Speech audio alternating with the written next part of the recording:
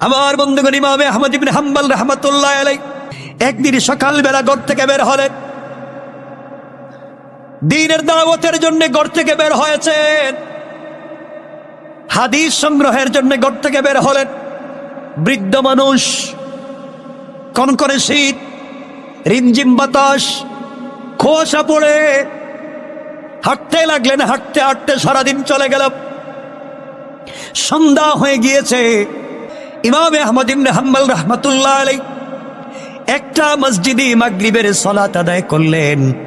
মাগরিবের নামাজ পড়ে মসজিদের কর্নারে বসে বসে ইবাদত করতে লাগলেন, আল্লাহর নামে তাসবিহ পড়তে লাগলেন, জিকির করতে লাগলেন।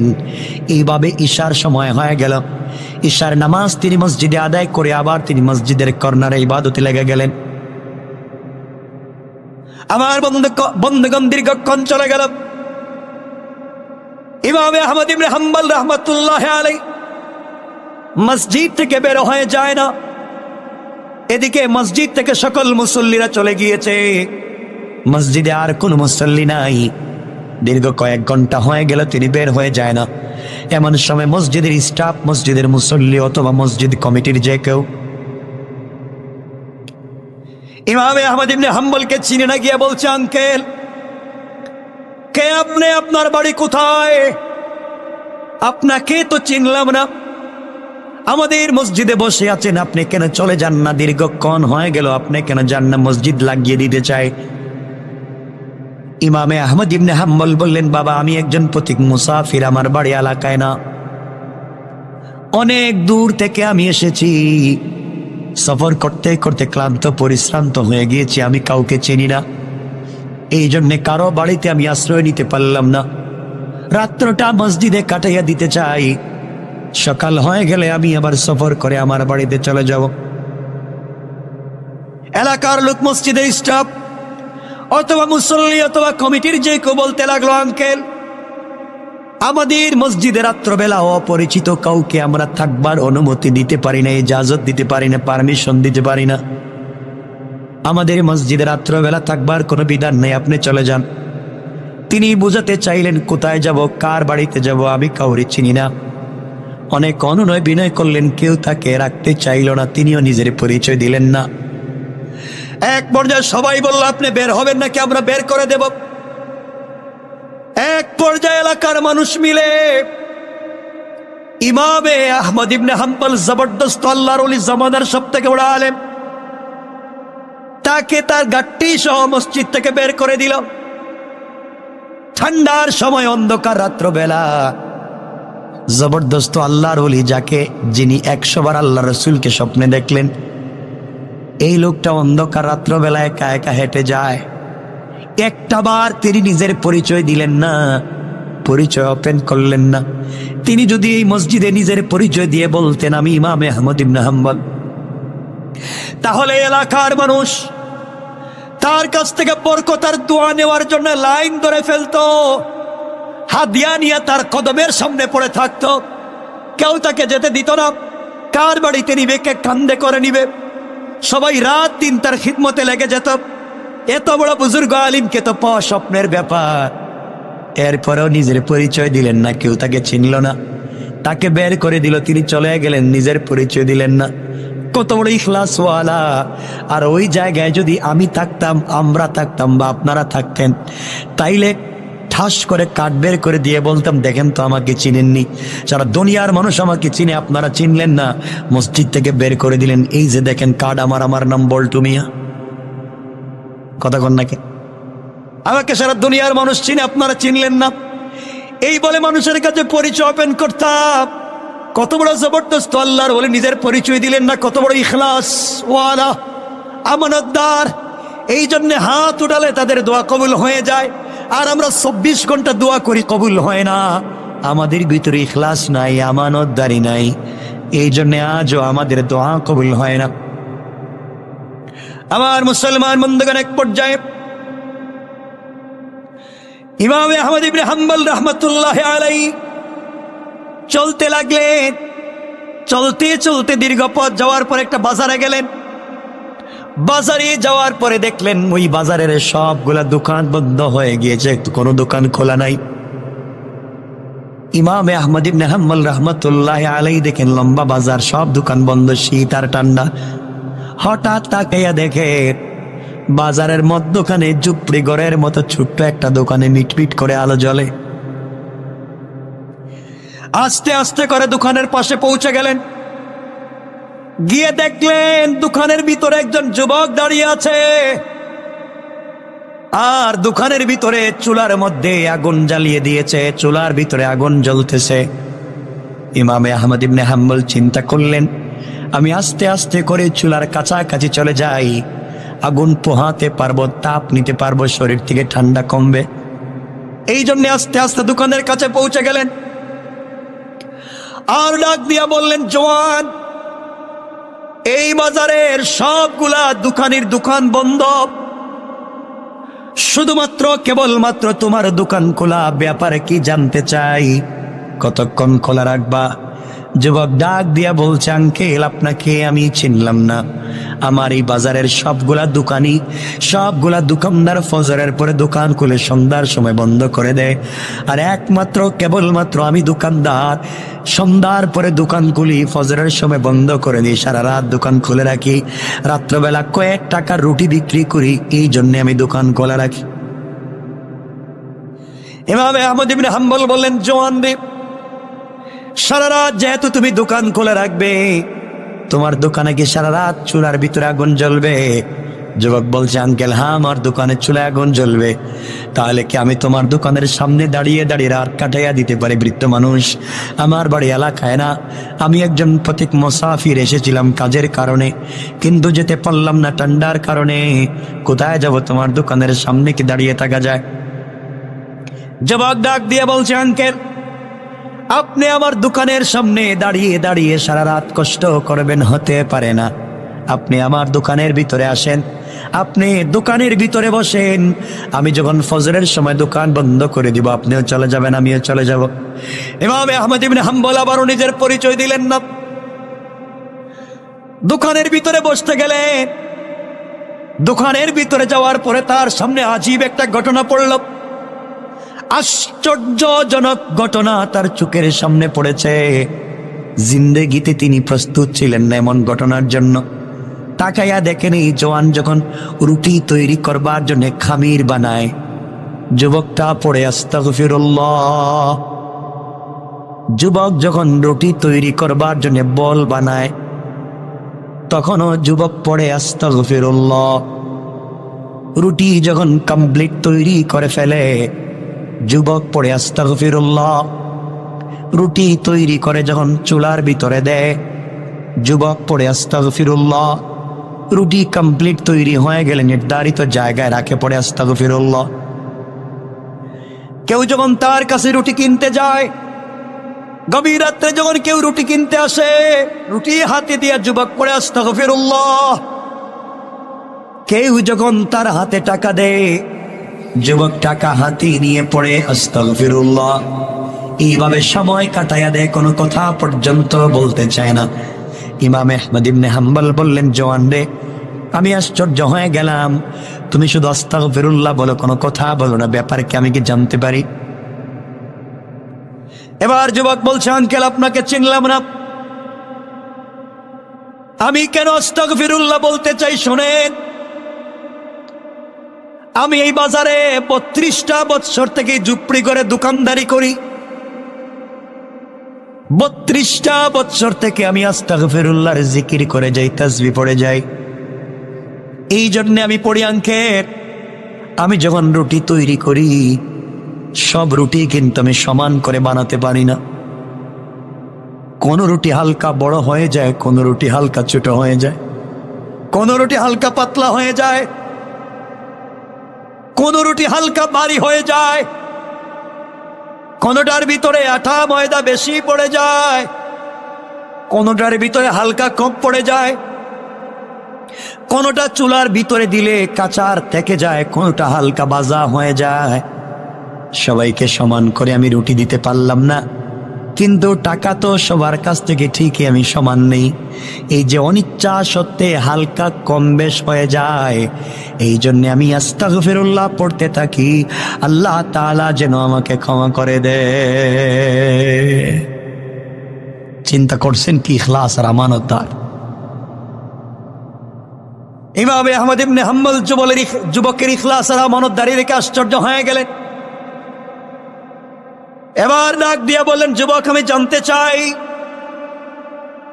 এই যে তুমি আস্তাগফিরুল্লাহ পড়ে যাও, এই আস্তাগফিরুল্লাহ পড়ার মর্ম কি?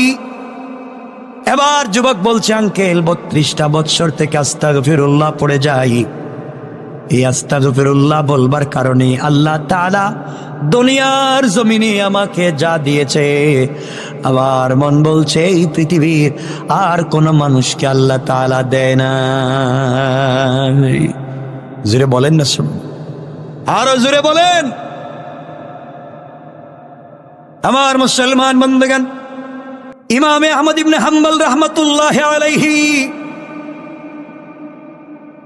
এবার ডাক দিয়ে বললেন, যুবক আমি জানতে চাই, বলো আমি জানতে চাই কি পেয়েছো পৃথিবীর কোনো মানুষ পায় নাই। যুবক এবার ডাক দিয়ে বলছে, আঙ্কেল আমার এই 32 বছরের জিন্দগিতে এই ঝুপড়ি ঘরে বসে আমি রুটি তৈরি করে রুটি বিক্রি করে যাই রাত্রবেলা, সব সময় আমি আস্তাগফিরুল্লাহর জিকির করে যাই। এই জন্যে আমার আল্লাহ 32টা বছরে আমার বডিতে কঠিন কঠিন জটিল জটিল রোগ দেওয়া তো দূরের কথা, 32টা বছরে আমার বডিতে জ্বর সর্দি কাশির মতো কোনো রোগ হয় না। সুবহানাল্লাহ, জোরে আওয়াজ করে বলেন। আমার মুসলমান বন্ধুগণ, ইমাম আহমদ ইবনে হাম্বল বলছেন, জওয়ান আর কি পেয়েছো বাবা? এবার যুবক ডাক দিয়ে বলছে, আঙ্কেল আমার জিন্দগিতে আস্তাগফিরুল্লাহ বলবার কারণে আমার বয়সী কত লোক মরে গিয়েছে, পৃথিবীর জমিনে বেঁচে নাই, মরে গিয়েছে, দুনিয়ার জমিনে বেঁচে নাই, কিন্তু আস্তাগফিরুল্লাহ বলবার বরকতে আল্লাহ তাআলা এখন পর্যন্ত আমার হায়াতে বারাকা দিয়েছেন। কান সুবহানাল্লাহ। ইমাম আহমদ ইবনে হাম্বল আশ্চর্য হয়ে গেলেন। এবার ডাক দিয়ে বলছেন, যুবক বলো আর কি পেয়েছো? আস্তাগফিরুল্লাহ বলে বলে আর তুমি কি পেয়েছো? যুবক এবার ডাক দিয়ে বলছে, আঙ্কেল আপনার কাছে আমি বলতে চাই, 32টা বছরে ঝুপড়ি করে ইস্তেগফার করে যাই, আস্তাগফিরুল্লাহ পড়ে রুটি বিক্রি করি, আমার পরিবারে 50 জনের বেশি ফ্যামিলি মেম্বার, আমার ঘরে 50 জনের বেশি পরিবারের সদস্য এই ঝুপড়ি করে গভীর রাত্রে কয়েক টাকা রুটি বিক্রি করি আর আস্তাগফিরুল্লাহর জিকির করে যাই। এই জন্য আল্লাহ তাআলা 32টা বছরের ভিতরে 50 জনের বেশি পরিবারের সদস্যকে আমি চালাই, এলাকার গরিব অসহায় মিসকিন গরিব মানুষকে দান করি, মসজিদ মাদ্রাসায় দান করি, সাদাকা করি, খায়রাত করি। এত দান সাদাকা খয়রাত করবার পরেও মাস শেষে দেখা যায় আমার পকেট থেকে টাকা শেষ হয়ে যায় না। ইমাম আহমদ ইবনে হাম্বল বারবার আশ্চর্য হচ্ছেন। এবার যুবকটাকে ডাক দিয়ে বলছেন, যুবক আমি জানতে চাই, এবার বলো আর কি পেয়েছ? যুবক ডাক দিয়ে বলছে, আঙ্কেল আপনাকে কি বলবো বাবা, আমি আপনাকে চিনলাম না। 32টা বছরে এখানে আস্তাগফিরুল্লাহর জিকির করে যাই, এই 32টা বছরে জিকির করবার কারণে আল্লাহ তাআলা 35 বারের বেশি আমাকে স্বপ্নে, আল্লাহ তাআলা আমাকে 35 বারের বেশি কলিজার টুকরা রাসূলে পাককে স্বপ্নে দেখার সুযোগ দিয়েছে। আল্লাহু আকবার। ইমাম আহমদ ইবনে হাম্বল রাহমাতুল্লাহ আলাইহি শুধু আশ্চর্য হচ্ছেন, একজন রুটিওয়ালার কথা শুনে শুধু আশ্চর্য হচ্ছেন। এবার ডাক দিয়ে বলছেন, ও বাবা তোমার আর কি আছে আমাকে শুনতে চাই। যুবক বলছে, আঙ্কেল আপনাকে কি বলতে চাই, আপনি কি শুনবেন? 32টা বৎসরে আমি আমার জন্য যত দোয়া করেছি, আমার এলাকার জন্য, আত্মীয় স্বজনের জন্য, আমি রুটিওয়ালার কাছে যত মানুষ যত কারণে দোয়া চাইছে, যার জন্য যে কারণে যে উদ্দেশ্যে আমি ইস্তাগফিরুল্লাহ বলে দোয়া করেছি, আল্লাহ তাআলা আজ পর্যন্ত আমার কোনো দোয়াকে ফিরাইয়া দেয় না। আমার মুসলমান বন্ধুগণ, ইমাম আহমদ ইবনে হাম্বল বললেন, জওয়ান, তাহলে কি তুমি মুস্তাজাবুদ দাওয়া, তোমার সব তো আল্লাহ কবুল করে নিয়েছেন?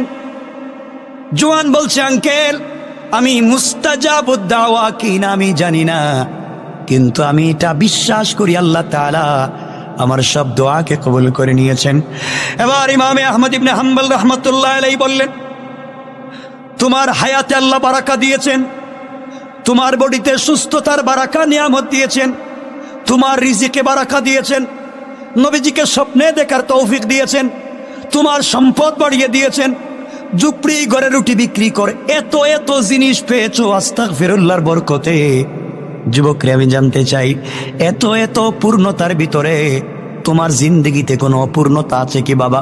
এত এত পূর্ণতা, এত এত সাদার আনন্দ, শুধু চাওয়ার পাওয়া, চাওয়ার পাওয়া, তোমার জিন্দগিতে অপূর্ণতা বলতে কোনো জিনিস আছে কি? তোমার জিন্দগিতে কষ্টের কোনো স্মৃতি আছে কি? কথা বলতে দেরি হয়েছে, যুবক সেজদায় পড়ে গিয়েছে, কান্না করতে করতে দাঁড়াইয়া ডাক দিয়া বলছে, আঙ্কেল, আপনি আজকে আমার জিন্দগির সব থেকে কষ্টের কথা মনে করে দিলেন। কন্যা সুবহানাল্লাহ। যুবক ডাক দিয়া বলছে, আঙ্কেল, এবার আপনার কাছে আমি বলতে চাই, যে কথা আপনি আমাকে বলেছেন, আমার জিন্দগিতে অপূর্ণতা বলতে কিছু আছে কি? আপনি যেটা আমাকে বলতে চাইলেন। আঙ্কেল, আপনাকে আমি চিনি না, অনেক কথা আপনাকে বলে ফেলেছি যা আজ অব্দি কাউকে বলিনি। আমার জীবনে অপূর্ণতা বলতে কোনো জিনিস নাই। আল্লাহ আমার হায়াতে বারাকা দিয়েছে, আমার রিজিকে বারাকা দিয়েছে, সুস্থতার নিয়ামত দিয়েছে, সম্পদ বাড়িয়ে দিয়েছে, সব দোয়া কবুল করেছে, রাসূল পাককে স্বপ্নে দেখার তৌফিক দিয়েছে। এত এত দেওয়ার ভিতরে আমার যেটা অপূর্ণতা রয়েছে, 32টা বছর থেকে আল্লাহর কাছে ছোট্ট একটা দোয়া করি, আল্লাহ তাআলা সব দোয়াকে কবুল করেছে, কিন্তু আমার ছোট্ট ওই দোয়াটাকে কবুল করে নাই। ইমাম আহমদ ইবনে হাম্বল বললেন, বলো, সব কবুল হলো, কেন তোমার ছোট্ট দোয়া কবুল হলো না? তোমার ছোট্ট দোয়াটা কি আমি জানতে চাই। যুবক কাঁদতেছে আর বলতেছে, আঙ্কেল, আমি আল্লাহর কাছে বলেছি, আল্লাহ তাআলা, আমি শুনেছি এই জামানার সব থেকে বড় বুজুর্গের নাম ইমাম আহমদ ইবনে হাম্বল, যিনি খালকে কোরআনের মাসালায় অটল অবিচল ছিলেন, যিনি মুসনাদ ইমাম আহমদ ইবনে হাম্বল সংকলন করেছেন, সবারের বেশি রাসূল পাককে স্বপ্নে দেখেছেন, আল্লাহর কাছে দোয়া করেছি, আল্লাহ তাআলা, আমি এমন একজন বুজুর্গকে দেখতে চাই, এমন একজন বুজুর্গের কাছে যেতে চাই, তার সুহবতে থাকতে চাই, দোয়া নিতে চাই, ইখলাসওয়ালা, আমানতওয়ালা এমন একজন বুজুর্গের কাছাকাছি আমি যেতে চাই। আমার পরিচয় করাইয়া দাও, আমি তার বাড়িতে যাব। কিন্তু 32টা বছর থেকে সব দোয়া আল্লাহ কবুল করে, ছোট্ট আমার এই দোয়াটাকে কবুল করলো না। এই জন্য আমার মনে ব্যথা, এই দোয়াটা কেন কবুল হলো না? ইমাম আহমদ ইবনে হাম্বল রাহমাতুল্লাহ আলাইহি আর নিজেকে সামলিয়ে রাখতে পারলেন না, সহ্য করতে পারলেন না, হাউমাউ করে কাঁদতে লাগলেন, আর চোখের পানি ছেড়ে দিলেন, নিজের দিকে তাকাতে লাগলেন, আর বুঝাতে চাইলেন, আমি ইমাম আহমদ ইবনে হাম্বল কে? আমি তো দেখি রুটিওয়ালার দাম আল্লাহর কাছে আরো বেশি, ইজ্জত বেশি, তার সব দোয়াকে কবুল করেছে। রুটিওয়ালা ইমাম আহমদ ইবনে হাম্বলকে দেখতে চায়, দোয়া করলো। ইমাম আহমদ ইবনে হাম্বলের বাড়িতে রুটিওয়ালাকে আল্লাহ নেয় না। আল্লাহ তাআলা ইমাম আহমদ ইবনে হাম্বল রুটিওয়ালাকে বললেন, জওয়ান রে, আল্লাহ তাআলা ইমাম আহমদ ইবনে হাম্বলকে বাড়ি থেকে বের করে সারাদিন সফর করাইয়া একটা মসজিদে মাগরিবের সালাত পড়াইয়া ইমাম আহমদ ইবনে হাম্বল মসজিদে ইশার সালাত পড়লেন। সিদ্ধান্ত নিয়েছেন ফজরের সালাতই মসজিদে পড়বেন, কিন্তু আল্লাহ তাআলা তাকে মসজিদ থেকে বের করে হাঁটাইয়া হাঁটাইয়া ঠান্ডার ভিতরে বাজারে আইনা তোমার দোকানের সামনে দাঁড় করাইয়া, তোমার করুণার দয়ার কারণে তোমার দোকানের ভিতরে আনায়া, তোমার সামনে যেই মুরব্বী দাঁড়িয়ে আছে তার নাম ইমাম আহমদ ইবনে হাম্বল, তোমাকে তাকে দেখবার জন্য যাওয়া লাগবে না। আল্লাহ তাআলা ইমাম আহমদ ইবনে হাম্বলকে তোমার দরজায় পাঠাইয়া দিয়েছেন, তুমি তার কাছ থেকে দোয়ার সাহাবত আর তার কাছ থেকে দোয়া নেওয়া লাগবে না। এই মুহূর্তে ইমাম আহমদ ইবনে হাম্বল দাঁড়িয়ে গেলাম, ও রুটিওয়ালা, তুমি আমার জন্য জন্য আল্লাহর কাছে দোয়া করবা। আল্লাহু আকবার। তিন বন্ধু সফর করতে করতে অনেক দূর পর্যন্ত পৌঁছে গিয়েছে, গভীর রজনী হয়ে গিয়েছে। তিন বন্ধু চিন্তা করলে এখন কোথায় যাব। হঠাৎ করে ঝড় তুফানের কবলে পড়েছে। জিন্দেগি যায় যায়, জীবন ধ্বংস হয়ে যায়, পৃথিবী উল্টে যায়, এমন ঝড় তুফান শুরু হয়ে গিয়েছে। তিন বন্ধু বাঁচবার জন্য বহুত পথ আর পদ্ধতি খুঁজলো, কোথাও পেল না। শেষ পর্যন্ত তিন বন্ধু মিলে পাহাড়ের উপরে একটা বিশাল গর্তের ভিতরে প্রবেশ করেছে। গর্তের ভিতরে যখন প্রবেশ করেছে নিজেকে বাঁচাবার জন্য, হঠাৎ করে পাহাড়ের উপর থেকে বিশাল বড় একটা পাথর এসে তাদের গর্তের মুখটাকে বন্ধ করে দিল, রাত কাটিয়ে দিয়েছে। ঝড় তুফান থেমে গিয়েছে। তারা যখন বের হবে, পৃথিবীর সঙ্গে তাদের কানেক্টিংটা ফেল হয়ে গিয়েছে, কানেকশন হয় না। এমন গর্তে ঢুকেছে, পৃথিবীতে কি ঘটতেছে তারা বলতে পারে না, কারণ বিশাল বড় পাথর তাদের গর্তের মুখটাকে বন্ধ করে দিল। তিন বন্ধু মিলে একসাথে ধাক্কা দিতে লাগলো। প্রত্যেকটা মানুষের শরীরের লোমকূপের গোড়া থেকে ঘাম বের হয়ে গিয়েছে, কিন্তু সরিষার দানা পরিমাণ ওই পাথরটাকে নড়ানো যায় নাই। আল্লাহ রব্বুল ইজ্জতুল জালালের পরীক্ষা তাদের জন্য মুত্তাসিল হয়ে গেল। রব এইভাবে মানুষের দিলের পরীক্ষা নিয়ে থাকে। আমার বন্ধুগণ তিনজন মিলে পরামর্শ করলো, আর বাঁচা যাবে না। দীর্ঘক্ষণ চলে গেল, মরে যাবার মতো উপক্রম, পানিও নাই, খাবারও নাই, দম বন্ধ হয়ে যায়, অক্সিজেন নাই। তিন বন্ধু মিলে চোখের পানি ছেড়ে কান্না করে গভীর রজনীতে সেজদায় পড়ে গর্তের ভিতরে আল্লাহ কি ডাক দিয়ে বলেছে, আল্লাহ, জিন্দেগিতে অপরাধের শেষ নাই, এমন কোন অপরাধ করি নাই যা তোমার কাছে জানা নাই। রব, সব তো আমরা করছি, কিন্তু বিপদে পড়ে দেখছি এখন তো আমার সন্তানও আমাকে বাঁচাতে পারবে না, স্ত্রী, মা, বাবা, আত্মীয় স্বজন কেউ বাঁচাতে পারবে না।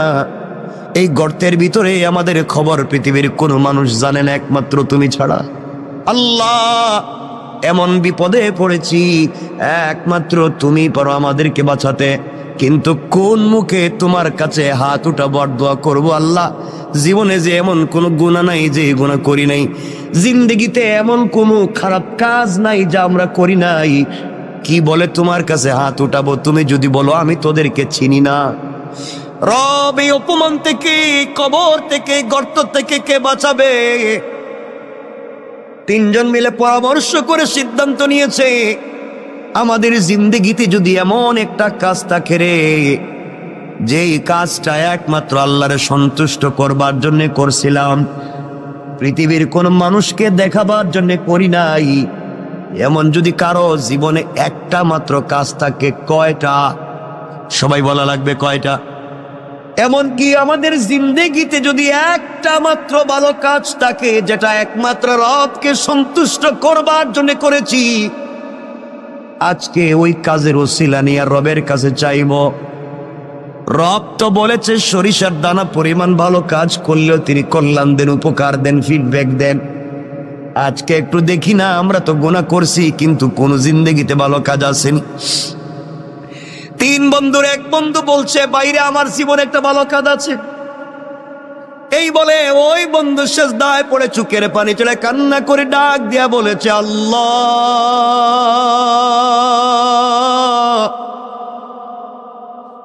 আমার জিন্দেগিতে একটা ভালো কাজের কথা আমার মনে পড়েছে।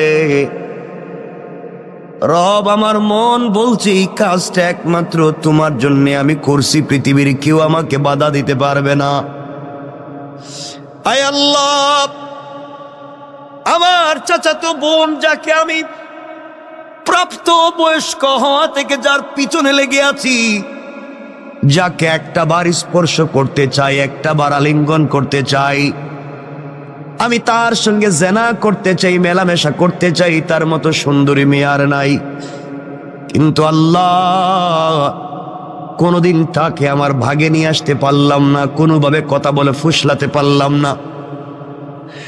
আমার ওই চাচাতো বোনের বিয়ে হয়ে গিয়েছে। বিয়ে হয়ে যাওয়ার পরে, তার স্বামীর বাড়িতে যাওয়ার পরে কিছুদিন পরে তার কি একটা বিপদ হয়েছে। তার সন্তান একটা হয়েছে, কিন্তু আমার মাথা থেকে তার চিন্তা যায় নাই। আমি তখনও সুযোগ খুঁজছিলাম, বোনকে যদি কোনোভাবে পাই তার সঙ্গে জেনা করব। আল্লাহ, বোন আমার কাছে কিছু ঋণের জন্য আসছিল। আমি বলছি, বোন রে, তুই যখন আমার কাছে ঋণ চাইছ, যা চাইবে তাই দিব, ঋণ না একেবারেই দিব। বিনিময়ে তোমার কাছ থেকে আমি পার্সোনাল কিছু সময় চাই, পার্সোনাল টাইম চাই। তুমি কি আমাকে একাকিত্বে নির্জনে আমাকে সময় দিতে পারবা? আয় আল্লাহ তাআলা, আমার বোন দেখেছে এই পৃথিবীতে এই মুহূর্তে টাকা ছাড়া তার সন্তান বাঁচবে না, তার পরিবার চলবে না। সে টাকার জন্য রাজি হয়ে গিয়েছে, আমি তাকে টাকা দিয়ে দিয়েছি। আয় আল্লাহ, আমি নির্ধারিত সময় আর দিন বলে দিলাম। নির্ধারিত সময়ে যখন সে যে ঘর বলেছে, আমি ঘরে পৌঁছে গেলাম। আমি ঘরের ভিতরে গিয়ে দেখি আমার বোন চুকের পানি ছেড়ে ছেড়ে কান্না করে আল্লাহরে বলছে, আল্লাহ,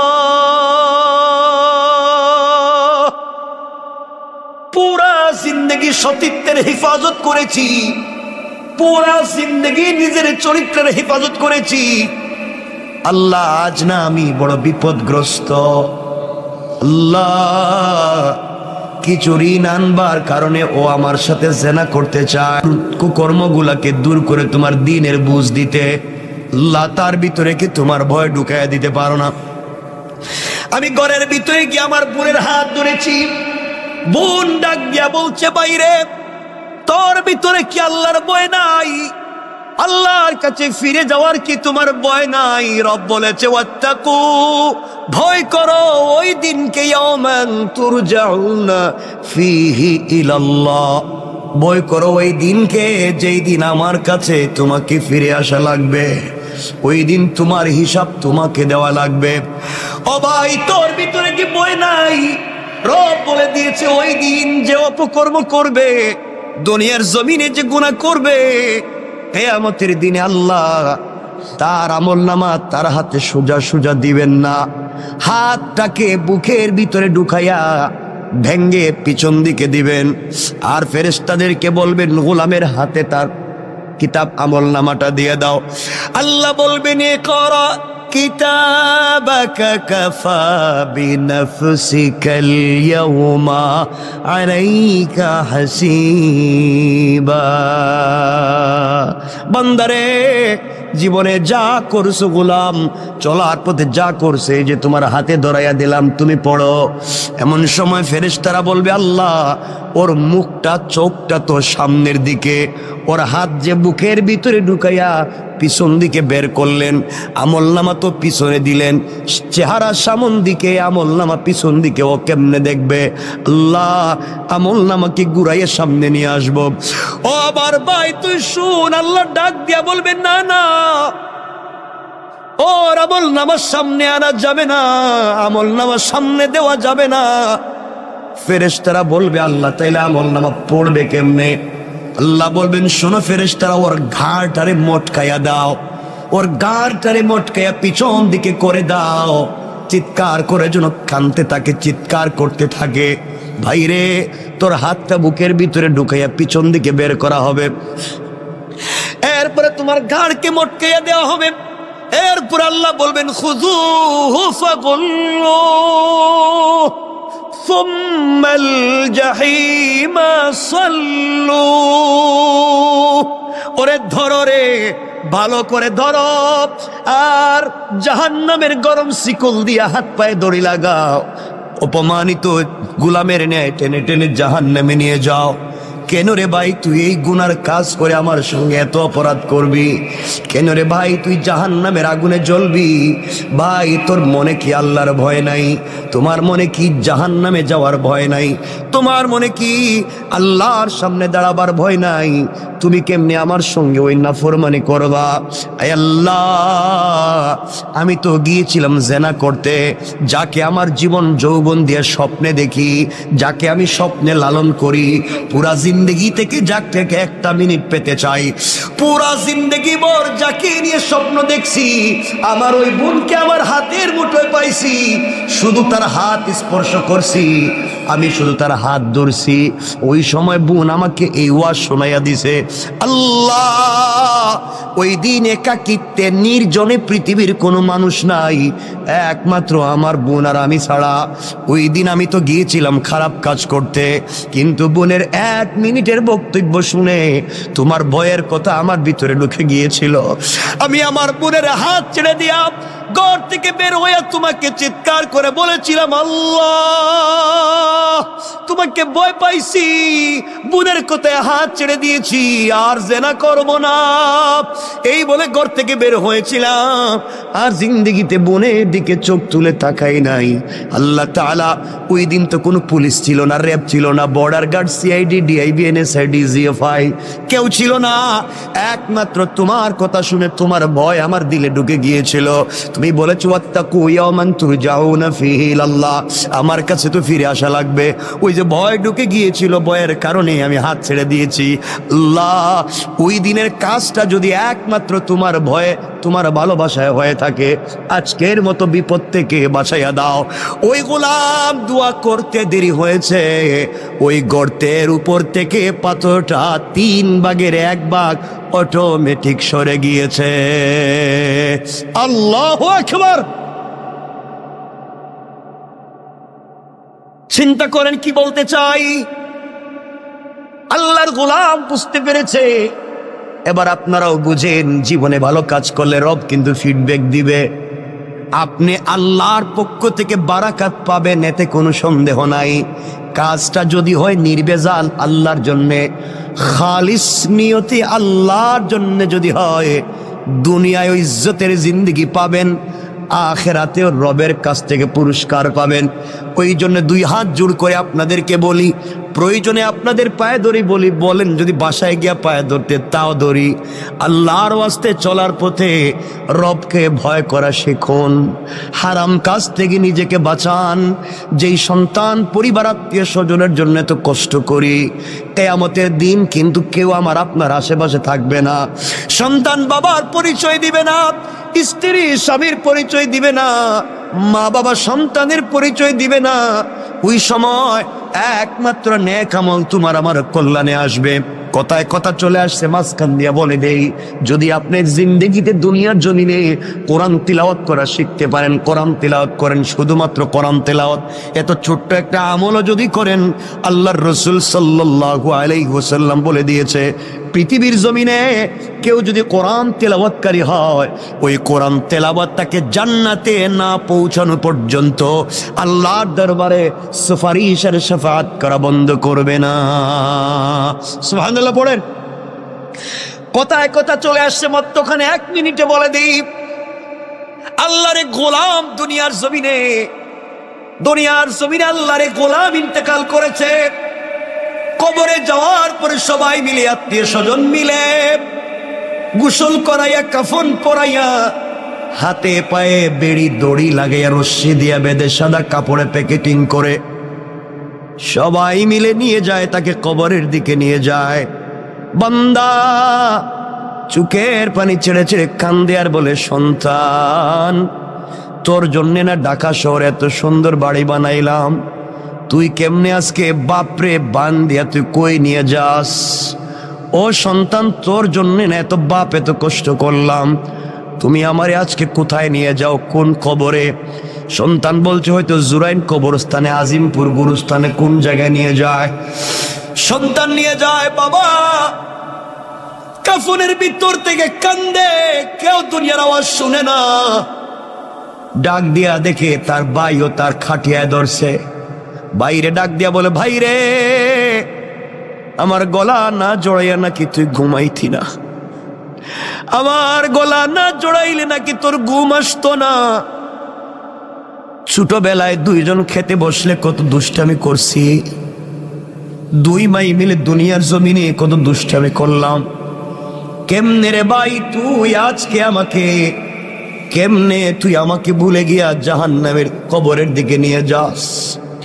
ভাইও কথা শুনবে না, তাকে দেখবে তার কলিজার টুকরা বন্ধু সেও খাটিয়ায় ধরে আছে, কবরের কাছে নিয়ে বলছে মিনহা খালাকনাকুম ওয়া ফিহা নুঈদুকুম ওয়া মিনহা নুখরিজুকুম তারাতান উখরা।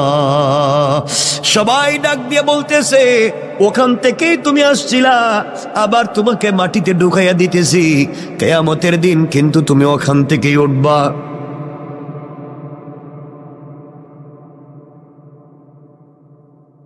বন্ধু, কেউ তোমার কথা শুনবে না, আমার কথা শুনবে না। ওই সময় আল্লাহর গোলাম চিৎকার করে কান্না করে বলবে, ও গোলাম, আমার না ঘরে কত সুন্দর এয়ার কুলার, এয়ার কন্ডিশন ছিল, টাইস ছিল, সিরামিক ছিল, তুই আমার কই রাইখা যাস? সবাই মিলে তোমাকে আমাকে কবরের ভিতরে শোয়াইয়া দিবে, মাটি উপর দিয়া দিয়া যখন সবাই চলে আসবে, আল্লাহর গোলাম কবরের ভিতরে কাঁদতেছে। এমন সময় ফেরেশতারা এসে তাকে জিজ্ঞেস করছে, মার রব্বুকা, ও গোলাম বলো না তোমার রবকে। গোলাম তো ঠিক মতো উত্তর দিতে পারে না, কারণ দুনিয়ায় রবের পথে চলে নাই। দুনিয়ায় রব যেই পথের কথা বলছে গোলাম, ওই পথে গোলাম চলে নাই। আজ গোলামকে কবরের ভিতরে বলছে মার রব্বুকা, গোলাম জবাব দিতে পারে না। ফেরেশতারা বলছে ওয়ামা দীনুকা, বলো না তোমার ধর্মের নাম কি, কোন ধর্ম নিয়ে আসছো? গোলাম জবাব পায় না। গোলামকে বলা হয়েছে বলো না মান হাদার রাজুলু আল্লাযী বুইসা ফীকুম, ওই ব্যক্তির চিনুনি দেখো তো, যেই ব্যক্তিকে তোমাদের হিদায়াতের জন্য পাঠানো হয়েছিল। আল্লাহর রসুলের চেহারা এভাবে উঠাইয়া ধরে বলবে, দেখো তো এই লোকটারে চিনুনি? তুমি আমি যদি দুনিয়ার জমিনে রসুলের চরিত্র নিয়ে, রসুলের আদর্শ নিয়ে কবরে যাই, তাহলে ওই লোকটারে দেখাইলে আমরা চিনতে পারবো আমার রসুল। কবরে দেখাইলে বলতে পারবো, ইয়া রাসূলুল্লাহ, দুনিয়ায় না আপনাকে দিল দিয়ে ভালোবেসেছি, কবরে রসুলের চেহারা দেখে চিনতে পারবেন। আর যদি দুনিয়ার জমিনে সেই রসুলকে ভালোবাসতে না পারেন, আল্লাহ রসুলের চেহারা দেখানোর পরও তুমি আমি চিনব না। ফেরেশতারা যখন 3টা প্রশ্নের জবাব পায় নাই, তাকে আঘাত করার জন্য 70 জন অন্ধ ফেরেশতা এক একজন ফেরেশতার ওই কাঁধ থেকে ডান কাঁধ থেকে বাম কাঁধে যেতে লাগবে 700 বছর। এমন 70 জন ফেরেশতা হাতের মধ্যে লোহার মুগুর নিয়ে দাঁড়িয়ে আছে, আঘাত করবে। 70টা সাপ বিচ্ছু দাঁড়িয়ে আছে, তাকে খেয়ে ফেলবে। চিৎকার করে আল্লাহর গোলাম কাঁদবে, তাও কেউ শুনবে না, কারণ এই দুনিয়ায় কাঁদলে তো কেউ না কেউ শুনবে, কিন্তু কবরে কাঁদলে কেউ কথা শুনবে না। ওই দিন একমাত্র রব শুনবেন। দুনিয়ায় রবরে শুনাইয়া যাও, কবরে গেলেও রব তোমার কথা শুনবেন। এমন সময় গোলাম দেখতেছে কবরের 2 পার্শ্বের মাটি অনেক দূর পর্যন্ত চলে গিয়েছে। এত দূর পর্যন্ত মাটি গিয়েছে, আল্লাহর গোলামকে আঘাত করবার জন্য, কবরের মাটি চাপ দেওয়ার জন্য এভাবে আসতেছে। এক পাজরের হাড় অপর পাজরে ঢুকে যাবে। আল্লাহর গোলাম চক্ষু বন্ধ করে দিয়েছে। চক্ষু বন্ধ করে চিৎকার করে ডাক দিয়া কবরের ভিতরে বলছি, আল্লাহ, কেউ নাই, এই বিপদে আমার সন্তানও নাই, সন্তান আমার বিছানায় ঘুমায়, স্ত্রী হয়তো অন্যের হাত ধরে অন্য কাউকে বিয়ে করে ফেলেছে, বা এগুলা হয়তো আমার সম্পত্তি এত মুহূর্তে বাগ বাটুয়ারা করে ফেলছে। আল্লাহ, আমার দোকানের গদিতে হয়তো আরেকজন বসে গিয়েছে। আমি মনে করছিলাম আমি ছাড়া মনে হয় দুনিয়া চলবে না, এখন দেখি আমি ছাড়া আমার ঘরও চলে, আমি ছাড়া আমার দোকানও চলে। আজ এই সন্তানেরা আমাকে ছাড়া চলতো না, এরাও দেখি এখন চলে। যে স্ত্রী আমাকে জড়িয়ে না ধরে ঘুমাইতো না, স্ত্রীও দেখি চলে। আল্লাহ, দুনিয়া তো আগের জায়গায় আছে, কিন্তু আমি যে নাই, আমার কথা কেউ মনে করে না। গোলাম কান্দে, চিৎকার করে কান্দে। এমন সময় দেখে তার পাজরে হাত এক পাশে ঢুকায় দেওয়ার জন্য কবরের মাটি যখন তাকে আঘাত করবার জন্য আসছে, চিৎকার করে কাঁদতেছে।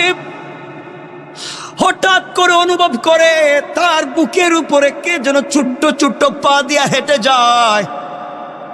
কিরে, আমার বুকের উপরে আবার হাঁটে কে? চক্ষু খুলে দিয়েছে। চক্ষু খুলে দেখে সবাই যার যার জায়গায় দাঁড়িয়ে আছে, কেউ আর আঘাত করে না। আর তাকাইয়া দেখে তার বুকের উপরে সবুজ চড়ুই পাখির মতো একটা পাখি তার বুকের উপরে হেঁটে হেঁটে যায়। আল্লাহু আকবার। গোলাম চিৎকার করে বলছে, কে রে তুমি? ডাইনে মাটি, বামে মাটি, নিচেও মাটি, উপরেও মাটি, তুমি কেমনে ঢুকলা? আমি তো অক্সিজেন নিতে পারি না। পাখি আল্লাহর কাছে বলছে, আল্লাহ তুমি আমার জবানটা খুলে দাও, আমি তোমার বান্দার সাথে 1 মিনিট কথা বলি। আল্লাহ পাখির জবান খুলে দিয়েছেন।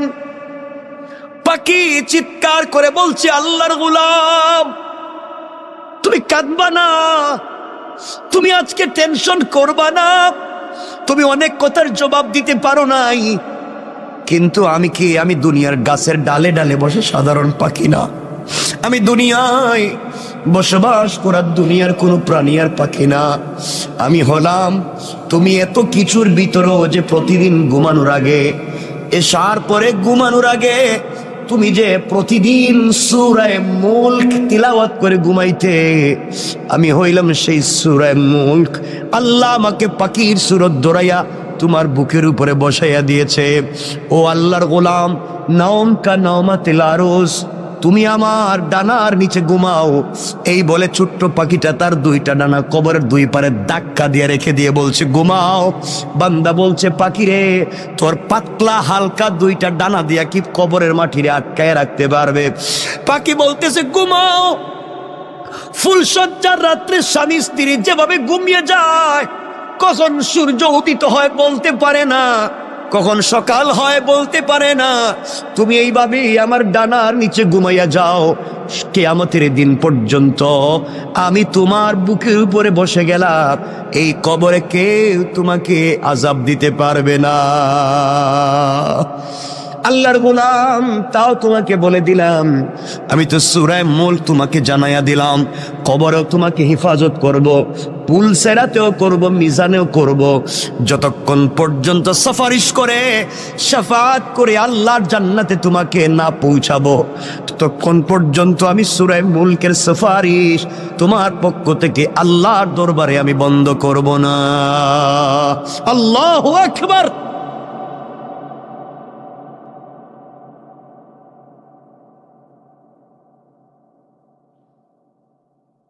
চিন্তা করেন।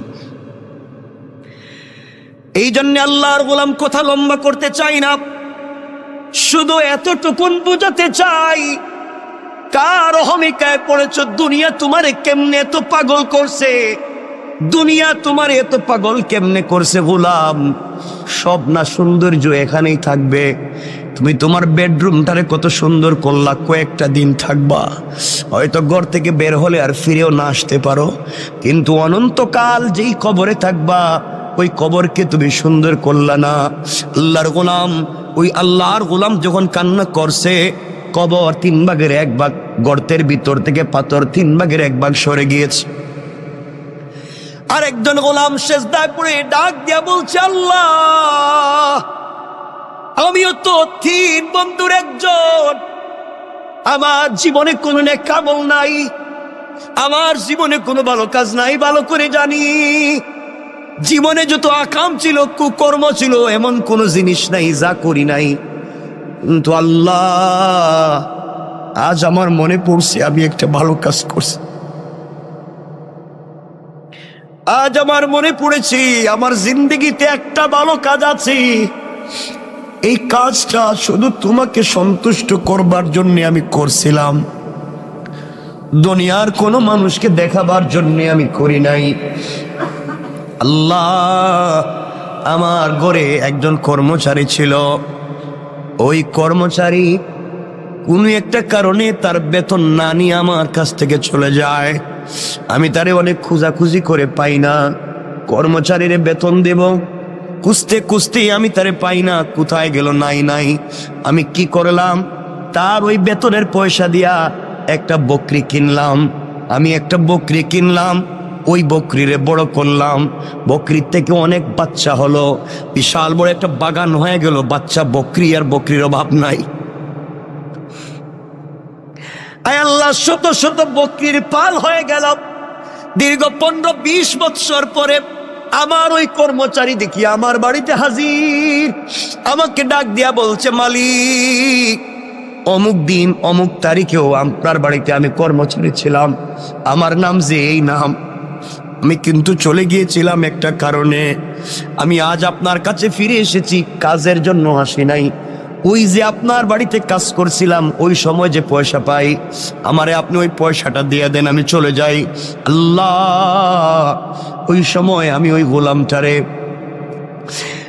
গোলামটারে ধরলাম হাতে, আস্তে আস্তে করে মাঠে নিয়ে গেলাম। মাঠে নিয়ে গিয়া বলছি, আমার কর্মচারী রে, তুমি আমার কাছে পয়সা পাও, এই জন্যে তুমি আমার কাছে এসেছো। এই যে মাঠে যত হাজার হাজার শত শত বকরি দেখো, সবগুলা তোমার, সবগুলা তুমি নিয়ে যাও। আমার কর্মচারী আমার দিকে তাকায় টিটকারি করে আর বলছে, মালিক, আমি একজন কর্মচারী বলে কি আপনি আমার সঙ্গে দুষ্টামি করলেন? আমি আপনার দুষ্টামির জন্য আসি নাই। আমার তো হাজার হাজার লাখ টাকার বকরির দরকার নাই। আমি আপনার কাছে যেই টাকা পাই ওটা দিয়ে দিলেই তো আমি চলে যাব, এত কিছুর দরকার নাই। আল্লাহ, ওই দিন আমি বলেছিলাম, কর্মচারী রে, তুই যে আমার কাছে যেই পয়সা পাস, ওই টাকা দিয়ে আমি একটা বকরি কিনছিলাম। ওই বকরি কিনে বাচ্চা দিতে দিতে দিতে দিতে তো হাজার হাজার হয়েছে। এই জন্য একটাও আমার না। এতদিন আমি ছিলাম আমানতদার, তোর এগুলার দেখাশোনা করছি, তোর জিনিসরা আমি দেখাশোনা করে রাখছি। জানি না ঠিক মতো আমানত রক্ষা করতে পারছি কিনা, তোমার সম্পদের আমানত রক্ষা করতে পারলাম কিনা। মালিক তার কর্মচারীরে বলতেছে, আর আমরা কর্মচারীর সঙ্গে যেই ব্যবহার করি, মনে রাখবেন আজকে সে কর্মচারী, কাল হয়তো আখেরাতে সে মালিক হয়ে যাবে। আপনি গোলামের মতো তার পিছনে ঘুরবেন।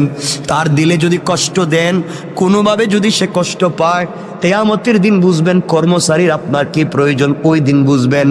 এই জন্য আল্লাহর ওয়াস্তে, আল্লাহ যাদেরকে পয়সার মালিক বানাইছেন, কর্মচারীর সঙ্গে খারাপ আচরণ করবেন না, খারাপ ব্যবহার করবেন না। আমার বন্ধুগণ, ওই দিন বুঝবেন আমার কথাটার কত দাম ছিল, কত লৌট ছিল। আল্লাহর গোলামের কথা শুনে কর্মচারী সিজদায় পড়ে ডাক দিয়া বলেছে, আল্লাহ,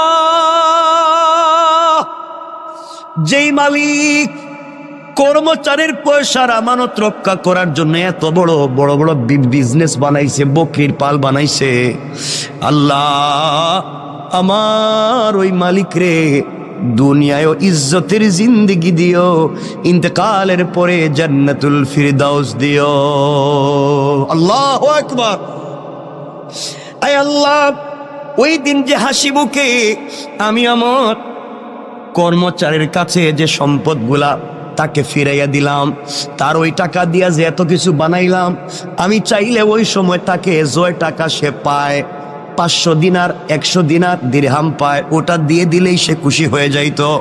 কিন্তু এতদিন পরে আসছে, আমি তারে একটা বকরি দিলেই সে খুশি হয়ে যাইতো। আমি তারা যে হাজার হাজার বকরি দিয়ে দিলাম, এই যে একমাত্র আমানত রক্ষা করার জন্যে, আমানত রক্ষা করলাম। এই যে তোমাকে ভালোবেসে তোমার ভয়ে আমি ওই কাজ করলাম। আল্লাহ, ওই দিনের কাজ যদি তোমার কাছে পছন্দ হয়, আজ কি তুমি আমাদেরকে বিপদ থেকে বাঁচাতে পারো না? তুমি না বলছো ভালো কাজ করে দোয়া চাও, কল্যাণের কাজ করে কল্যাণের উসিলা নিয়ে দোয়া চাও। আয় আল্লাহ, এই ভালো কাজের কথা স্মরণ করে তোমার কাছে হাত উঠে দোয়া চাইলাম। বলো না, তুমি কি আমাদেরকে ক্ষমা করে দিবা না, বাঁচাবা না? আল্লাহর গোলাম ওইভাবে কান্না করে দোয়া করতে দেরি হয়েছে, তাদের মাথার উপর থেকে ওই পাথরের 3 ভাগের 2 ভাগ সরে গিয়েছে। আল্লাহু আকবার। 2 ভাগ সরে গিয়েছে।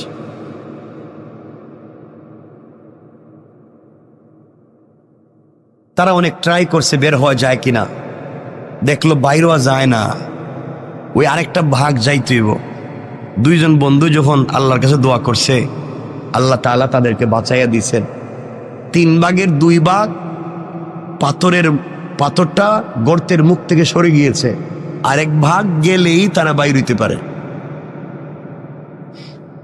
এখন তো 2 জন দোয়া করছে, এখন আরেকজন চিন্তা করছে, আমার জীবনে তো কোনো ভালো কাজ নাই, আমি তো বইলে কিন্তু লাভ হবে না, দুই বন্ধু মিলছে, দোস্ত তুইও কিছু ক। তা আমার জীবনে তো কোনো ভালো কাজ নাই, জানি আমি তো তোদের চাইতেও খারাপ। না, মনে কর তোর কোনো ভালো কাজ আসেনি জীবনে, মনে করে দেখ, থাকলে একটু ক আল্লাহরে। আজকে বাস্তবতা নিয়ে মরা ছাড়া পথ নাই। এমন সময় গোলাম বলতেছে, ভাই আমারও তো একটা ভালো কাজের কথা মনে পড়ছে। সুবহানাল্লাহ বললেন, জোরে আওয়াজ করে পড়েন না সুবহান। আমার একটা ভালো কাজের কথা মনে পড়ছে, বল না তোর ভালো কাজটা কি। এই সময় 3 নম্বর বন্ধু চোখের পানি ছেড়ে ডাক দিয়া বলতেছে, আল্লাহ তোমার দেওয়া কপাল তোমার কুদরতের পায়ে লাগাইয়া দিয়েছি, তোমার দেওয়া চোখ থেকে 2 ফোঁটা পানি ছেড়ে দিয়েছি, তোমার দেওয়া জবান দিয়ে তোমাকে মনে বড় আশা নিয়ে আল্লাহ বলে ডাক দিয়েছি। তুমি বলছো তোমাকে ডাক দিলে দুনিয়ার সকল মানুষেরা যদি বন্ধ করে দেয় দরওয়াজা, তোমার দরওয়াজা বন্ধ হয় না। আল্লাহ তুমি বলেছ কোন মানুষ যদি অপরাধ করে, সন্তান যদি অপরাধ করে, মা বাবা হয়তো সন্তানকে ঘর থেকে তাড়াইয়া দেয়। গ্রামের কোন মানুষ যদি গ্রামে অপরাধ করে, গ্রাম মহল্লার মানুষ তাকে এলাকা ছাড়া করে দেয়। আল্লাহ কোন ছাত্র যদি ক্লাসে অপরাধ করে, টিচার তাকে ক্লাস থেকে বের করে দেয়। কোন মুরিদ যদি পীরের সঙ্গে অপরাধ করে, পীর তাকে খানকা থেকে বের করে দেয়। আয় আল্লাহ, এমনকি মায়ের, যেই মায়ের পেট থেকে বের হয়েছি সেই মাও তার সন্তানটাকে তাড়াইয়া দিতে পারে। আল্লাহ কোন নবী তার উম্মতকেও তো তাড়াইয়া দিতে পারে। আয় আল্লাহ তুমি বলেছ সবাই আমার গুনাহগার গোলামরে তাড়াইয়া দিতে পারে, কিন্তু আমি রব তো আমার গোলামরে নিজের হাত দিয়ে বানাইছি। মা 10 মাস 10 দিন ভাড়াটিয়ার মতো একটা সন্তানরে পেটে নিছে, মাত্র 10 মাস 10 দিন। ওই মায়ের নাড়ি ছেড়া দন কিছু হলেই মা পাগল হয়ে যায়। গোলাম রে, তোর মা তো তোর হাত পা বানায় নাই, তোর মা তোর অক্সিজেন দেয় নাই, তোর মা তোরে নাক কান চোখ মুখ দেয় নাই। ও বান্দা, তোর মা তোরে লাঞ্চ কিডনি বাল পিত্তথলি কিছুই দেয় নাই, সব তো আমি আল্লাহ দিছি। এরপরে 10 মাস তোর মা তোরে পেটে রাখবার পরেও যদি এত দরদ হয়, আমি রব তোরে আমার নিজের হাত দিয়ে বানাইছি। বল না বান্দা, তোর প্রতি আমার কত দরদ আর ভালোবাসা। ও বান্দা, দুনিয়ার সকল মানুষের দরওয়াজা যদি বন্ধ হয়ে যায়, আমি কথা দিলাম বান্দারি, আমার দরওয়াজা তোমার জন্য সকল সময় খোলা থাকবে। বলো না কি চাও। এবার বান্দা ডাক দিয়ে বলে, আল্লাহ আমি একজন বকরির রাখাল, আমি প্রতিদিন বকরি রাখালি করি।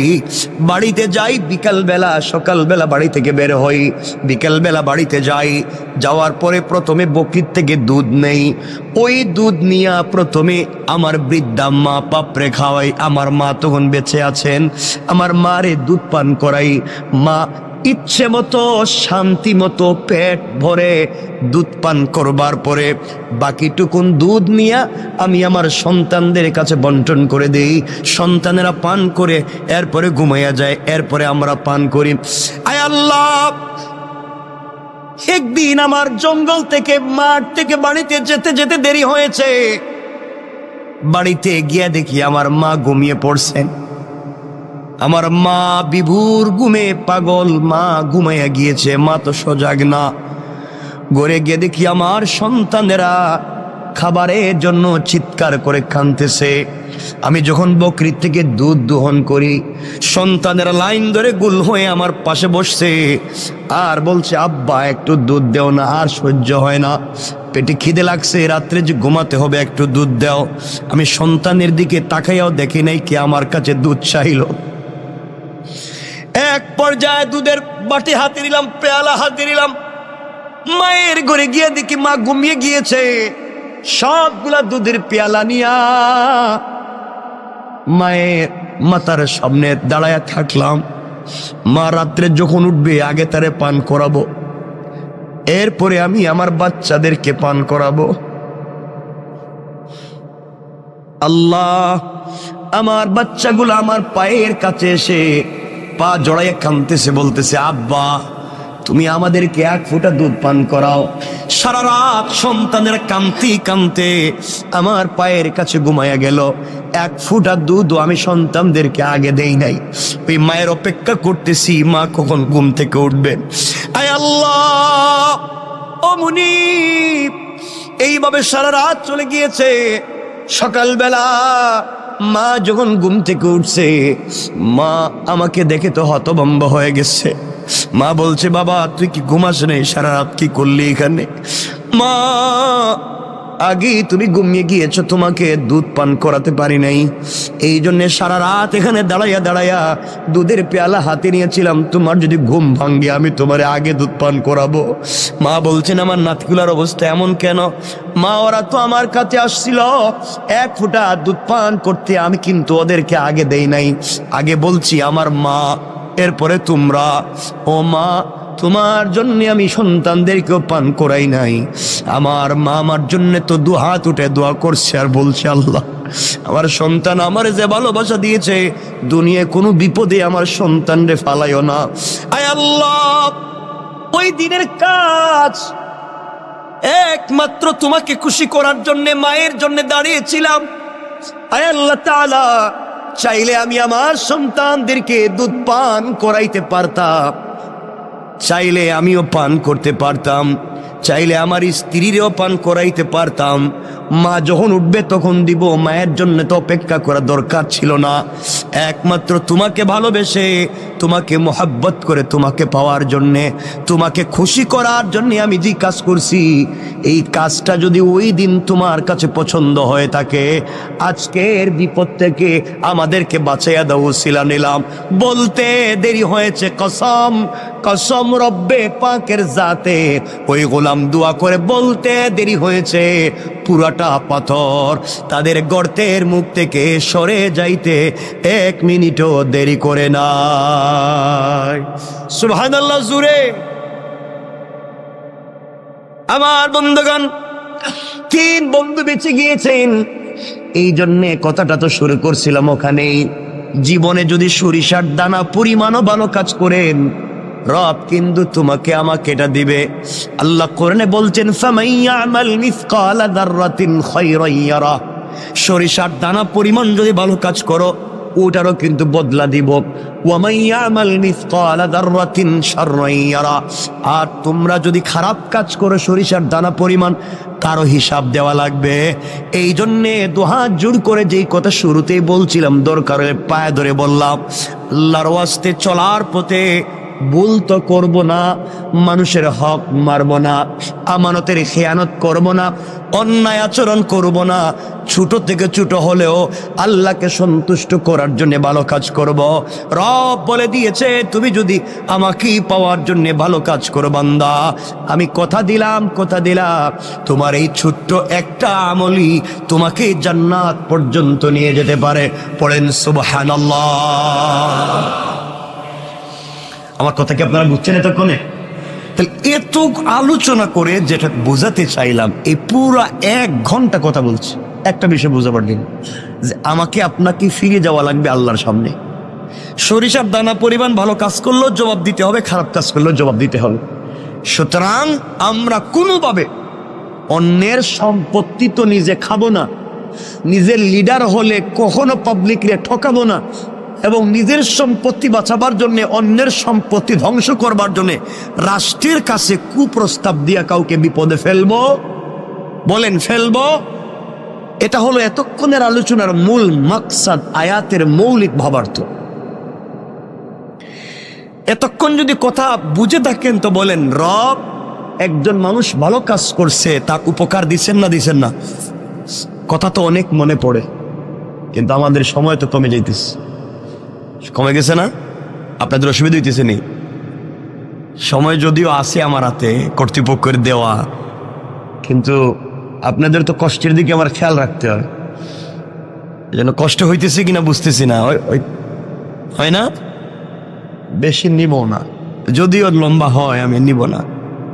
কথা বলতে চাই, রব বলেছে উপকার করলে তিনি দিবেন কি দিবেন না? বলেন না, দিবেন। কথাটা শোনেন। হাসান বসরি রহমতুল্লাহ আলাইহির মালফুজাত থেকে পাওয়া যায়, এক বাপ হাসান বসরি রহমতুল্লাহ আলাইহ কবরের পাশ দিয়ে যাচ্ছেন, খুব বুঝবেন, কবরের পাশ দিয়ে যাইতেছে, চিন্তা করলেন, কবরের কাছে গিয়ে চিন্তা করলেন একটু মোরাকাবা করে দেখি তো কবরের মানুষ কেমন আছে। মোরাকাবা করলেন, করে দেখেন কবরের মানুষ খুব খুশি, হাসি খুশি, কেউ কষ্টে আছে, কেউ দুঃখে আছে। আর এর মধ্যে একজন মুরব্বী, কবরের ভিতরে তার খুব আযাব হইতেছে, একজন মুরব্বীর কবরে খুব বেশি আযাব হইতেছে। আর আবার দেখলেন আরেক জায়গায়, দেখেন আরেকজন মুরব্বী বসে রইছে আর হাসতেছে। তিনি কিছু দুরূদ পড়লেন, তিনি কিছু দোয়া করলেন, এই সওয়াবগুলো আল্লাহ তাআলা কবরে পৌঁছাইয়া দিলেন। সুবহানাল্লাহ পড়েন না?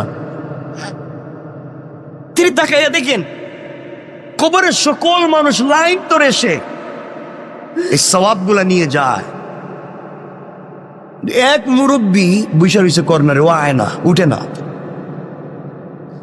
হাসান বসরি বলেন, মোরাকাবায় তাকে জিজ্ঞেস করলাম, বাবা কবরের মানুষ কি বিপদে আছে? আমি সূরা ফাতিহা তিলাওয়াত করলাম, সূরা ইখলাস পড়লাম, এর সওয়াবটুকুন কবরে পৌঁছাইলাম, সব মানুষ এসে নিয়ে যায়, তুমি দিকে আসতেছো না, ঘটনা কি? কয় আমার দরকার নাই। দরকার নাই কেন? কয় আমার একটা ছেলে আছে, অমুক বাজারে দোকানদারি করে, ওই ছেলে প্রতিদিন আমার জন্য কোরআন তিলাওয়াত করে সওয়াব আমার কবরে পৌঁছাইয়া দেয়। আমি আমার সন্তানের উপরে খুশি, সন্তান সারাদিন বাজারে দোকানদারি করে, ফাঁকে ফাঁকে সময় পাইলেই আমার জন্য তিলাওয়াত করে সওয়াব পাঠায়। এই জন্য আমার তাড়াহুড়া নাই, আমি একটা ছেলে রেখে আসছি দুনিয়ায়, খুব ভালো। ওই ছেলেটা আমি বাপরে বইলা যায় নাই, এই জন্য সন্তান রে ভালো মানুষ বানাইছিলাম। কবরে আসার পরে সন্তান আমার জন্য দোয়া দুরুদ পড়ে আমার জন্য আমল পাঠায়। আর আমরা এমন সন্তান রাইখা যাই, বাপ মারা যাওয়ার আগেই এর মাইরা ফেলায়। কথা বলেন না কেন? মা বাপ মারা যাওয়ার আগে এমন কষ্ট দেয়, তো এমনি জিন্দা মইরে যায়, খাবার দেয় না, বউরে নিয়ে আলাদা থাকে, মা বাপরে দেখতে পায় না, মা বাপের সঙ্গে ভালো আচরণ করে না, স্ত্রী সন্তান যা বলে তাই শুনে, মা বাপকে এই ভালো জায়গায় রাখতে চায় না, মা বাপের ঠিক মতো ঔষধপাতি দেয় না, খবরাখবর রাখতে পারে না, মা বাপকে পয়সা দিলে হিসাব করে। এই সমস্ত নাফরমানি আমাদের ভিতরে হর হামেশা হয়ে গেছে, ঠিক না? হাসান বসরি বলেন, আমি মোরাকাবা শেষ করব, একজন মুরব্বী খুব কামতেছেন, আযাব হইতেছে। আমি জিজ্ঞেস করলাম কারণ কি? মুরব্বী বলছেন, বাবা আমার একটা মেয়ে আছে। কি আছে?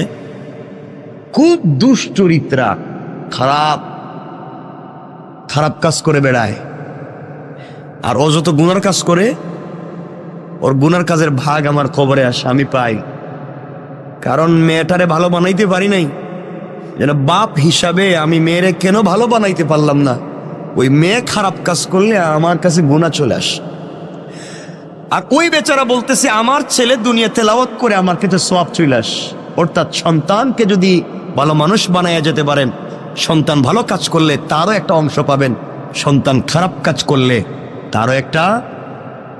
তিনি বললেন, বাবা আমার মেয়েটা অমুক গ্রামে থাকে, তুমি যদি পাও, আমার মেয়েটার একটু বইলো আমার জন্য, আমি বাপের জন্য যেন একটু ইসালে সওয়াব করে, কোনো একটা কিছু করে, আমার কষ্ট আর সহ্য হয় না, কেন মেয়েটা খারাপ কাজ ছাড়ে না? আল্লাহর ওলি হাসান বসরি রহমতুল্লাহ আলাইহি চলতে লাগলেন, ওই বাজারে পৌঁছে গেলেন যেই বাজারে মুরব্বী বলছিল তার সন্তান কোরআন তেলাওয়াত করে। সত্যি দূর থেকে দেখেন তার দোকানে ভিড় লেগে আছে, মানুষ, কাস্টমারের অভাব নাই। কিন্তু আল্লাহর গোলাম কাস্টমারের সঙ্গে কথাও বলে, ঠোঁট নাড়ায়া নাড়ায়া আল্লাহর কালাম তিলাওয়াত করে যায়। ওই যুবকের কপালে চুম্বন দিয়া বললেন, যুবক রে, তোমার মতো সৌভাগ্যবান যুবক আর কয়জন আছে যার বাবা কবরে গিয়াও সন্তানের জন্য দোয়া করে, সন্তানের জন্য ভালো চায়। তোমার বাবা তোমারে যেই শিক্ষা দিয়েছে, কবরে বাবা বড় আরামে আছে, তুমি তেলাওয়াত বন্ধ করে দিও না। আমার বন্ধুগণ, যুবকের কাছ থেকে বিদায় নিয়া আল্লাহর গোলাম হাঁটতে লাগলেন ওই মেয়ের বাড়ির দিকে।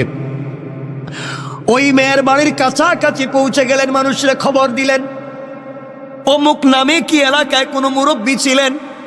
সবাই বলছে এই যে পাশে যেই বাড়ি দেখা যায়, এই বাড়িটাই হচ্ছে মুরব্বীর বাড়ি। আল্লাহর ওলি হাসান আল বসরি রহমতুল্লাহ আলাই আস্তে আস্তে করে মুরব্বীর বাড়ির কাছে পৌঁছে গেলেন। গিয়া দেখেন বাড়ির ঘরের ভিতরে কেউ নাই। একটা যুবতী মেয়ে পুকুরের মধ্যে অথবা একটা হাউজের মধ্যে এসে গোসল করে। হাসান আল বসরি ডাক দিয়া বলছেন, মা, অমুক কি তোমার বাবা হয়? কয় আমার বাবা। তিনি মরে গেছেন না বেঁচে আছেন? অনেক দিন আগে তিনি মরে গিয়েছেন। মারে, আমি হাসান আল বসরি বলছি, মোরাকাবা করে দেখছি তোমার বাপের বড় কষ্ট হয়, বড় আযাব হয়। কবরের ভিতরে তোমার বাবা বড় কষ্টে আছে। তুমি কি চাও না তোমার বাবার জন্য কিছু উপকার করতে? চাও না তোমার বাবার জন্য কিছু একটা দোয়া করো, অথবা সম্মিলিতভাবে মানুষকে দিয়া দোয়া করাও, তোমার বাবার কোনো কল্যাণ করো। বাপ তো বড় কষ্টে আছে। মেয়েটা বাপের কষ্ট শুনবার পরেও অট্ট হাসি দেয়, টিটকারি করে। এই কথা বলে বলছে, আমি আবার কেমনে বাপের উপকার করব? আমার দ্বারা হবে না। ওই বাপরে আমি কেমনে করব? আমার জীবন, আমার যৌবন, আমি যেভাবে মন চায় সেভাবে চলবো। আমি কেন তার জন্য উপকার করতে যাব? ও হাসান আল বসরি, আপনি বলেছেন আমি যেন গুনাহ ছেড়ে দেই। আমি কিসের গুনাহ করি? আমি তো জীবনটাকে এনজয় করি। আপনার আবার কি আসে যায়? আমার বাবারই বা কি হয়? জীবনটা তো আমার, আমার যা মন চায় তা করব। মনে রাখবেন, একজন নারী যদি জাহান্নামে যায়, 4 পুরুষরে নিয়ে জাহান্নামে যাবে। আবারও বলছি, একজন নারী যদি জাহান্নামে যায়, 4 জন পুরুষের নিয়ে জাহান্নামে যাবে। নারী যদি জাহান্নামে যায়, তার বাপরে নিয়ে যাবে। নারী যদি জাহান্নামে যায়, তার স্বামীরে নিয়ে যাবে। নারী যদি জাহান্নামে যায়, তার ভাইরে নিয়ে যাবে। নারী যদি জাহান্নামে যায়, তার সন্তানরে নিয়ে যাবে। কেন সন্তান তাকে ভালো পথে রাখলো না? কেন ভাই তাকে ভালো পথে রাখলো না? কেন স্বামী তাকে ভালো পথে রাখলো না? কেন বাবা তাকে ভালো পথে রাখলো না? এই জন্য এক নারী জাহান্নামে গেলে 4 পুরুষ জাহান্নামের জন্য প্রস্তুত হও। আল্লাহ রাব্বুল ইজ্জত ওয়াল জালালের ওলি হাসান আল বসরি যখন মেয়েটাকে বললেন, মেয়ের কাছ থেকে ভালো উত্তর পেলেন না। এক পর্যায়ে মেয়েটা টিটকারি করে ওই পুকুরের ভিতর থেকে পানি দিয়া হাসান আল বসরির উপরে ফিকে মারছে।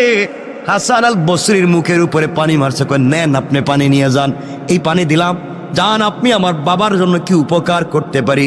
আমি আমার বাপের জন্য কোনো উপকার করতে পারবো না। এই বলে পানি মারছে। হাসান আল বসরি বড় কষ্ট পেলেন। কিছুদিন পরে আবার মুরাকাবা করলেন। ওই কবরের পাশ দিয়ে যাওয়ার সময় আবার তিনি মুরাকাবা করলেন। করে দেখেন, যেই বেচারা এতদিন ওই কবরের কর্নারে বসে থাকতো, গুরুস্থানের আসতো না, সোয়াবের জন্য আসতো না, আজ দেখা দেয় সবার লাইনের আগে, সবার আগে আইসা দাঁড়াইয়া গেছে। হাসান আল বসরি যা তিলাওয়াত করছেন, তার সোয়াবটুকুন কবরে বক্সাইয়া দিলেন। ওই আল্লাহর গোলাম নেওয়ার জন্য দাঁড়াইয়া আছে। তিনি বললেন, বাবা, ওই দিন না আপনি সবার পিছনে ছিলেন, বসা ছিলেন, আসলেন না? আজ কেন আপনি সবার আগে আগে আসলেন? আল্লাহর গোলাম চুকের পানি ছেড়ে ডাক দিয়ে বলছে, হাসান আল বসরি, ওই দিন আমি আসিনি, আমার সন্তান দুনিয়ার জমিনে বেঁচে ছিল, আমার জন্য তিলাওয়াত করে সোয়াব পাঠাইছে। গত কয়েকদিন আগে আমার সন্তানটাও মরে গেছে। এখন কেউ আর আমার জন্য তিলাওয়াত করে সোয়াব পাঠায় না। এই জন্যে আমার জন্য আর কেউ নাই, ওই জন্যে আমিও লাইনে দাঁড়াইছি। ও বাবারা, এই জন্য সন্তান রে ভালো মানুষ বানাইয়া যাও, অথবা অন্যের সন্তান রে হাফিজ আলিম বানাইয়া যাও, অথবা মসজিদ মাদ্রাসার সঙ্গে সম্পর্ক রেখে যাও।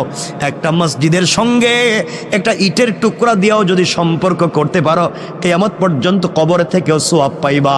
একজন গরিবের বাচ্চারা যদি হাফিজ আলিম বানাইয়া যাইতে পারো, ওই হাফিজ আলিম থেকে পৃথিবীতে যতদিন পর্যন্ত আরো হাফিজ আলিম বনবে, আরো কোটি কোটি মানুষ হবে, সবার কাছ থেকে তুমি সোয়াব পাইবা। সুবহানাল্লাহ পড়েন না? আমি আপনাদের দোয়ায়, আমি তো আলহামদুলিল্লাহ করাইতেছি আমাকে দিয়ে। আমি সিলেটে আমার এলাকায় জন্ম, যেখানে আমি একটা প্রতিষ্ঠান প্রায় 40 কোটি টাকা, আমরা ওই যে এই সপ্তাহে ভিত্তিপ্রস্তর করবো ইনশাল্লাহ। মাদ্রাসা চলতেছে অলরেডি, বাকি বিল্ডিংয়ে ভিত্তিপ্রস্তর হয় নাই, টিন শেড। এই সপ্তাহেই আমরা 10 তলা ফাউন্ডেশন দিয়ে ভিত্তিপ্রস্তর করতেছি। কারণ 100 জন ইয়েতিম, একেবারে ইয়েতিম বাচ্চাকে আমরা টোটাল হাফিজ আলিম আমাদের খরচে বানাবো ইনশাল্লাহ। 100 জন, এভাবে চলতে থাকবে। আমরা নিচে মসজিদ করতেছি 2 তলা পর্যন্ত, উপর থেকে মাদ্রাসা করতেছি, মহিলাদের জন্য আইটি করতেছি, কারিগরি করতেছি, মহিলাদের জন্য এবং বাচ্চা পুরুষের জন্য আমরা একটা মিক্স, আমরা একটা ভালো ব্রিটিশ কারিকুলামে আজহার এবং মদিনার আদলে একটা ইংলিশ মিডিয়াম ইন্টারন্যাশনালি একটা মসজিদ, মাদ্রাসা এবং স্কুলকে একীভূত করে একটা শিক্ষা সিলেবাস তৈরি করতেছি। আল্লাহ যেন কবুল করে, দোয়া করবেন। এটা এই শহরে করার ইচ্ছা ছিল এবং এই শহরেই করতে চাইছিলাম এবং শুরুও করেছিলাম। আল্লাহ চাইলে এই শহরেও আমাকে দিয়ে খুব তাড়াতাড়ি আমরা করে ফেলবো ইনশাআল্লাহ, ইনশাআল্লাহ। এই মসজিদও তো মাদ্রাসা আছে না? নাই? চমৎকার একটা মাদ্রাসা আছে, কতগুলো বাচ্চা এখানে পড়ে, আমার খুব ভাল লাগে। বাচ্চাদের পড়া খুব ভাল লাগে, ওরা তো গুনাহ নাই তো, এজন্য ওদেরকে সময় দিবেন, মাদ্রাসার দিকে খেয়াল রাখবেন, জীবন উল্পাল্টে যাবে একবারে। মাদ্রাসার দিকে খেয়াল রাখবেন তো ইনশাআল্লাহ সবাই। আমার বন্ধুগণ, কত লম্বা হয়ে যাচ্ছে। আল্লাহর ওলি বুঝলেন ওই বেচারার ছেলে মারা গিয়েছে, এই জন্য আর সওয়াব পাঠায় না। হঠাৎ করে তাকাইয়া দেখেন ওই দিন যেই মুরব্বী লাইনে সবার সামনে ছিল, আজ দেখা যায় জান্নাতের গালিচায় বসে বসে জান্নাতি ফল খেয়ে যায়। আশ্চর্য হলে আমার মেয়ে তো জিনাকারী, ওই মেয়েটা তো আমার পানি দিয়ে টিটকারি করছে। ওর বাবা কবরে এত শান্তি পাইল কেমনে জানতে চাই। জিজ্ঞাসা করে, বাবা তুমি আজকে কবরে তো শান্তি কেমনে? তোমার মেয়েরে তো বলছিলাম। আপনি আমার মেয়েরে বলছিলেন, আমার মেয়ে আমার জন্য এত বড় ভালো কাজ করছে, ওই ভালো কাজের উসিলায় আল্লাহ আমাকে মাফ করে জান্নাত দিয়ে দিয়েছে। আল্লাহর ওলি বলেন, না না, তোমার মেয়ে কোনো ভালো কাজ করে নাই। কই, আমি বলার পরে আমার এনে টিটকারি করছে। তোমার মেয়েটাকে তো কোনো ভালো কাজ করতে দেখলাম না, তো জিনাকারিনী। আল্লাহর ওলি মুরাকাবায় গিয়ে দেখেন ওই মেয়েটা টিটকারি করে, মস্করা করে, এক হাতের মধ্যে পানি নিয়া, এক মুষ্টির মধ্যে পানি নিয়া হযরতে হাসান বসরির উপরে যে মারছিল, ওই পানিটা জমিনে পড়ছে। জমিনের ফাঁকা ছিল, ফাঁকার মধ্যে অনেক দিন থেকে একটা ব্যাঙ হা করে আসমানের দিকে তাকাইয়া বলছে, আল্লাহ তুমি কি বৃষ্টি দিবা না? তুমি কি আমারে পানি পান করাইবা না? আমি যে মরে যাই, কোন দিন মরি কেউ খবর রাখবে না। আল্লাহ তুমি কি আমাকে একটু পানি পান করাইয়া তো মারবা? ওই সময় ওই বেজে হাসান বসরির উপরে পানি মারছে, ওই পানিটা গিয়া ব্যাঙের মুখের মধ্যে পড়ছে। আল্লাহু আকবার, জোরে বলেন না। ব্যাঙ ওই পানি পান করে চিৎকার করে বলছে, আল্লাহ যে আমারে পানি পান করাইয়া বাঁচাইলো, তার কেউ যদি কবরে থাকে, আল্লাহ এর ওসিলায় তারে মাফ করে জান্নাত দিয়া দাও। আল্লাহ ওই দুয়ারে কবুল করছে, এই জন্য আল্লাহ আমার মাফ করে দিয়া জান্নাত দিয়ে দিয়েছে। পড়েন সুবহানাল্লাহ। অনেক কথা হয়ে গেছে আজকে, আর কথাকে লম্বা করতে চাই না। আমার জন্য দোয়া আছে, আপনাদের জন্য দিল থেকে দোয়া থাকবে। আল্লাহ তাআলা আমাদের সবাইকে কবুল করুক। আজকে কোথায়, আমি তো চাইছিলাম তাফসির করতে, আজকে আমার মন চাইছিল, আমি রেডিও করছিলাম,